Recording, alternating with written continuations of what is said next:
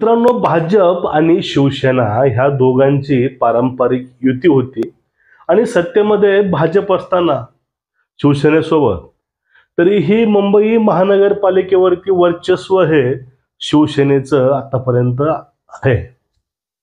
आणि आता 2025 मध्ये एक अशी परिस्थिती येऊन बसली की मुंबई महानगरपालिका ठाकरेंना सोडावीच लागणार अशा भाकऱ्या ह्या देवाभाऊनं फिरवलेल्या आहेत.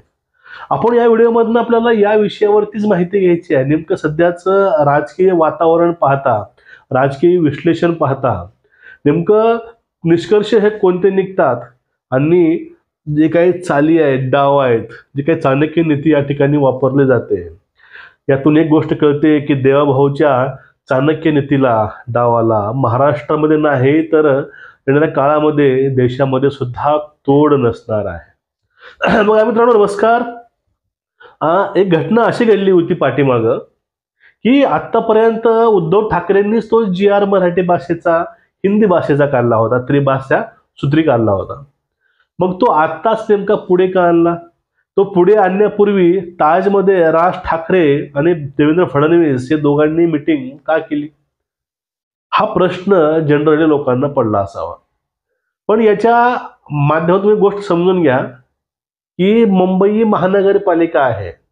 मुंबई महानगरपालिका हेच एक शेवटची कडी आहे आणि शेवटचा एक चान्स आहे. ते म्हणजे की आपली शिवसेना ही अबाधित ठेवण्यासाठी, आपल्या शिवसेनेचं जे संघटन आहे त्यावरती वचक ठेवण्यासाठी किंवा तशीच ते शिवसेना वाढवण्यासाठी उद्धव ठाकरे साहेबांकडे एक मोठी सुवर्ण संधी आहे.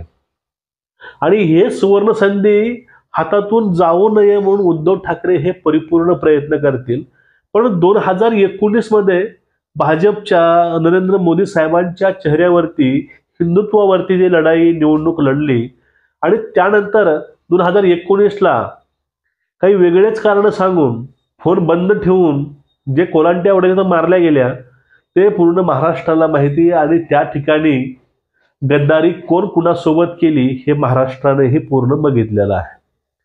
मग आता जी विचारसरणी आहे ती विचारसरणी सोडली गेली हिंदुत्वाची आणि ज्या हिंदुत्ववादी लोकांनी काही वोटिंग केलेली आहे त्या वोटिंगला सुद्धा या ठिकाणी मित्रांनो अर्थ राहिला नाही. अरे आम्ही मतदान तर मोदी साहेबांचा चेहरा बघून केला होता, आम्ही मतदान देवाभाऊला बघून केलं होतं, पण इथं वेळ अशी आली की या ठिकाणी हे जाऊन बसले काकाच्या मांडीवर आणि काकूच्या सोबत. सध्या तरी उद्धव साहेबांच्या शिवसेनेला त्यामुळंच 2022 मध्ये ही मोठी अशी गळती लागली होती आणि एक खट्टा 40-45 आमदार त्यावेळेसचे मंत्री हे यांची साथ सोडून भाजप सोबत आले होते. आणि त्यानंतर ही जी काही आउटगोईंग चालू आहे शिवसेना उद्धव साहेबांची ते अजूनही आउटगोईंग चालूच आहे.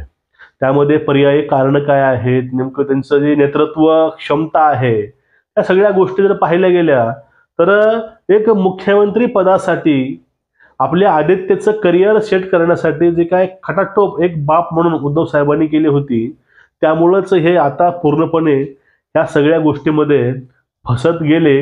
आता ते जाऊन फायनली मध्ये फसलेले आहेत. आता विधानसभेमध्ये जो दारुण पराभव झालाय 100 पैकी 20 फक्त ते आपले आमदार निवडून आणू शकले. यातूनच जनतेच्या मनातील मुख्यमंत्री कोणता आहे, जनतेच्या मनातील जे काही लोक आहेत, जे काही आता जे DCM आणि CM आहेत हे आहेत की उद्धव ठाकरे आहेत. कारण लोकांच्या मनातील मुख्यमंत्री उद्धव ठाकरेच आहेत. महाराष्ट्राला उद्धव ठाकरेच पाहिजे. पूर्ण महाराष्ट्राची मागणी आहे की आता CM हे म्हणून हे उद्धव ठाकरेच पाहिजे. असे काही कल्पक रंजक कथा जे काही तिथं राऊत साहेबांनी रंगवल्या होत्या त्यांच्याच त्या स्वयंघोषित ज्या मुलाखतीमधून हे पूर्ण प्रत्येक वर्षी तो कॉमेडी शो पूर्ण महाराष्ट्र बघतो आणि तो त्याचा आस्वादही घेतो. मग आता इथं विषय झाला असा, आता मुंबई महानगरपालिकेची निवडणूक लवकर आलेली आणि आतापर्यंत ज्या लोकांनी ती महानगरपालिका आपल्या तालावर इशाऱ्यावर नाचवली आता त्यांना ते परत पाहिजे. आणि जर मुंबई महानगरपालिका नाही मिळाली, जे काही उरले सुरले काही शिवसैनिक आहेत, जे काही पदाधिकारी आहेत ते सुद्धा वाट धरणार शिंदे साहेबांच्या शिवसेनेची. हे 100% खरं आहे. कारण ह्या पॉलिटिक्समध्ये राजकीय क्षेत्रामध्ये प्रत्येकाला आपलं करिअर सेट करायचं आहे आणि यामध्ये सर्वांनाच लॉंग टर्म राहायचं आहे. मग लॉंग टर्म राहायचं असेल, तुम्हाला यामध्येच काम करायचं असेल, तर त्यावेळेस सत्ता असणं हे खूप महत्वाचं आहे. आणि सत्तेमध्ये असताना उद्धव ठाकरे आणि त्यांचेच मंत्री यांचं रिलेशन काय होतं हे भुमरे असतील किंवा संजय गायकवाड असतील, ह्या सर्वांनी सांगितलेलं आहे अगोदरच, की मातोश्रीवर जाऊन अपॉइंटमेंट घ्यावी लागायची. आणि एकेकाळी कोरोनामध्ये मंत्रालय चालू असताना बाकीचे मंत्री मास्क लावून बसायचे येऊन, पण उद्धव ठाकरे ते घरून तिथवर यायचे नाहीत. आणि जे काही मिटिंग्स व्हायच्या, मिटिंग्स ऑनलाईन फेसबुक लाईव्हच्या माध्यमातून, झूम मीटच्या माध्यमातून व्हायच्या. मीटिंग चालू झाले की सीएम दिसायचे, मीटिंग संपले की सीएम गायब व्हायचे. अशा अनेक जे काही रंजक कथा त्यावेळेच्या आहेत लोकांसमोर मांडल्या गेल्या. आता आपलं अस्तित्व दाखवण्यासाठी, आपल्या मुलांचं करिअर सेट करण्यासाठी आणि भविष्यामध्ये राजकीय पक्ष म्हणून हा पक्ष अबाधित ठेवण्यासाठी ठाकरेंना मुंबई महानगरपालिका पाहिजेच. पण ही जी दगाबाजी आहे, धोकेबाजी आहे दिलेली ठाकरेंनी भाजपला, हे अमित शहाही विसरले नाहीत आणि देवेंद्र फडणवीस सुद्धाही विसरले नाहीत. फक्त फरक एवढा आहे, उद्धव ठाकरे हे स्टेजवरून भडा भडा भडा भडा टोमणे मारतात, पण या ठिकाणी देवेंद्र फडणवीस नावाचा चाणक्य प्रत्येक गोष्ट टाइम लावून आणि प्रत्येक गोष्ट हे सहानुभूतीनं शांतपणे करतो. आता त्याचंच उदाहरण म्हणजे हे त्रिभाषा सूत्र. ते त्रिभाषा सूत्र हिंदी हा विषय अभ्यासक्रमामध्ये किंवा थर्ड लँग्वेज म्हणून आणायचा, हे तर जी.आर. ठाकरेंचा होता, पण तो जी.आर. आताच या ठिकाणी देवाभाऊनं काढला.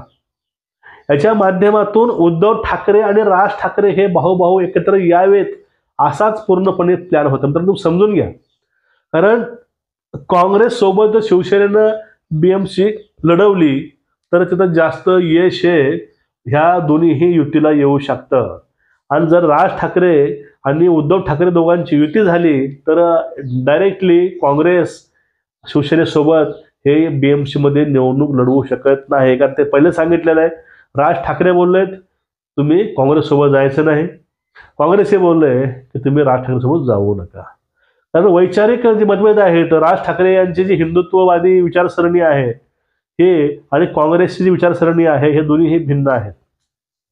मग फक्त काँग्रेसचा वोटर किंवा काँग्रेस आणि शिवसेना हे युती टाळण्यासाठी त्या ठिकाणी राज ठाकरेचा वापर होतोय का, इथं असं पण आपले मतं राजकीय विश्लेषक मांडतात. मग आता नेमकं हिंदी भाषा ही जी.आर. काढून, परत तो जी.आर. कॅन्सल झालाही, स्थगित झालाही, पण याच्या माध्यमातून नेमकं साध्य काय केलंय? कारण जो काही परप्रांतीय मतं आहेत, ते हिंदी भाषिक मतं आहेत, हे मतं वनवे तर भाजपकडनं आलेच, पण जे काही मराठी मतं आहेत ते सुद्धा पूर्णपणे 100पैकी 60% मतं तरी भाजपकडे हे वळू शकतात.